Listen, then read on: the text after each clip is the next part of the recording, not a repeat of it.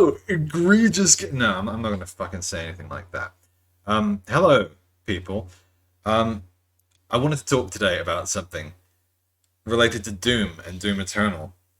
I want to talk about just really, really briefly go into something because I have a lot of thoughts on Doom and Doom Eternal. Um, is the change in design philosophy from Doom 2016 to Doom Eternal, and why I feel that Doom Eternal was, in a lot of ways, a step backwards. I'm not saying it didn't make improvements. There were some really great improvements. But here's the big change in design philosophy that I think is the crux of this.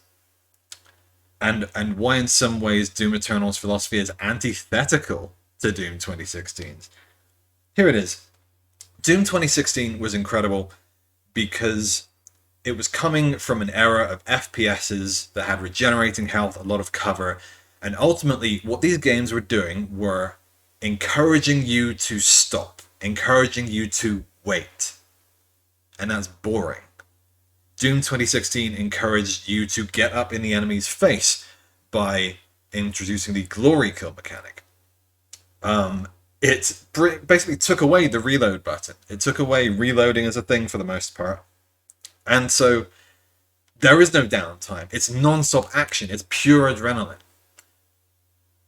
Doom Eternal introduced cooldowns, among other things. It took inspiration from MMO design, where you have an ability and you just have to sort of wait to reuse it, and it introduced this in a lot of different ways. I'm not completely against cooldowns, even in a game design like Doom Eternal, but I think it could have come up with some cleverer ways of doing this. Here's another one. The Marauder. The Marauder is invulnerable a lot of the time. In order to kill him, you have to wait. You have to wait for the green flash. Why? I don't know. Because in the first game, they firmly established that waiting is not fun. We're playing games to have fun. I'm not saying that strategic game design, there's no place for waiting. Every time people level this thing, oh, you just don't like challenging games, motherfucker. I played through all of Dark Souls. It's not something I would do for relaxation. I would boot up Doom 2016 if I wanted to kick back and just fucking kill a load of demons. Doom Eternal tries to be more of a challenging game and hit that fulfillment in that side, but it shoots itself in the foot. It makes itself not fun. Another weird thing that Eternal does is introduce mandatory tutorials. This is it's part of another philosophy. It's not so much of the waiting philosophy. This is the philosophy of there is a certain correct way to do things. There is a correct way to have fun. You will follow this path. Or you go back to the beginning and do it again, dumbass. And you just keep doing that until you do it the correct way.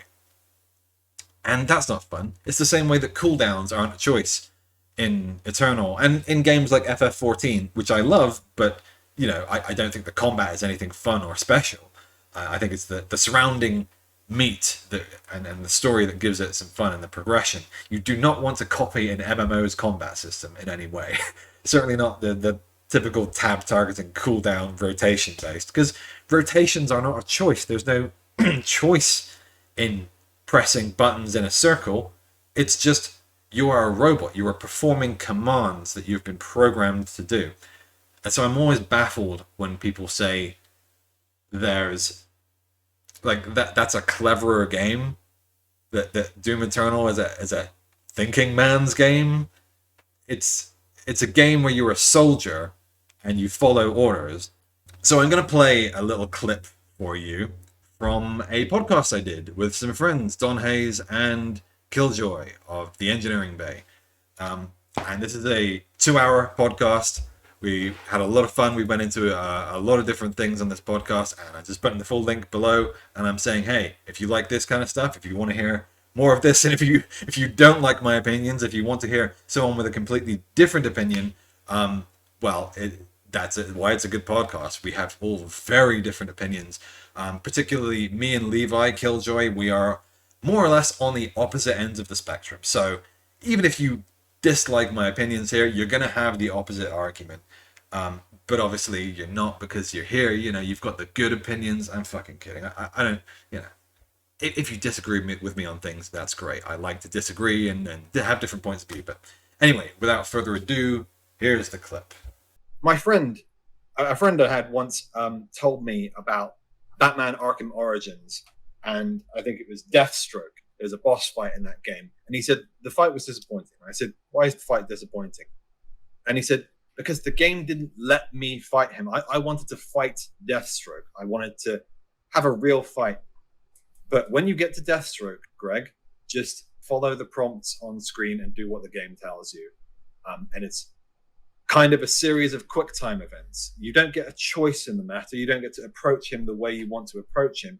You just have to follow the prompts. You have to press the counter button when it comes up. You have to mash the buttons when it tells it to come up. And then you will get a cutscene where Batman wins the fight. And that is, to me, the core flaw of Doom Eternal. I'll go into it now. The changes to the combat system, the additions of a lot of cooldown based ability, because I think people talk about when you go to MMORPGs. Jack, I know you've played some MMOs. Levi, I know you don't really, but when you learn how to play a class in MMOs, you get guides saying this is your rotation. You press this button, this one, this one, this one. You get a rotation, and when people use the word rotation, I'm like, that is the most boring thing. I'm literally pressing buttons in a circle. And Doom Eternal takes cues from MMORPGs for how to design a single-player game's combat system. I'm just like, why do I have a series of cooldown? Because to me, I did use all of the things that Doom Eternal told me to use. I used the flame belch, I used the grenades, I used the chainsaw, and later on the sword and the BFG. But I feel like there's no better way to use them than simply just use them as they come up. Even the flame belt, you can make the argument that you want to wait until there's a group of enemy. But I found that you really just want to use it as soon as you can. If you're fighting a big single enemy, one of the big fat dudes, I forget what they're called, you just want to use the flame belch and you just keep shooting.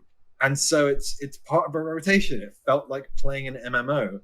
And while there are still choices in how to use them, where to use them, and the way you're going to trace your way through the map while you're using them, it's still a case of this is not a choice you're making. It's when the cooldown flashes, press the button.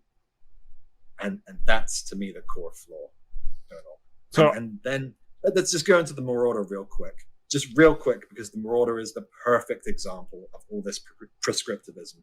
You face the Marauder, you get the tutorial flashing up saying this is exactly how you fight the Marauder, and then you follow the exact dance steps, and if you perform them correctly, the game says, "Good job, Greg.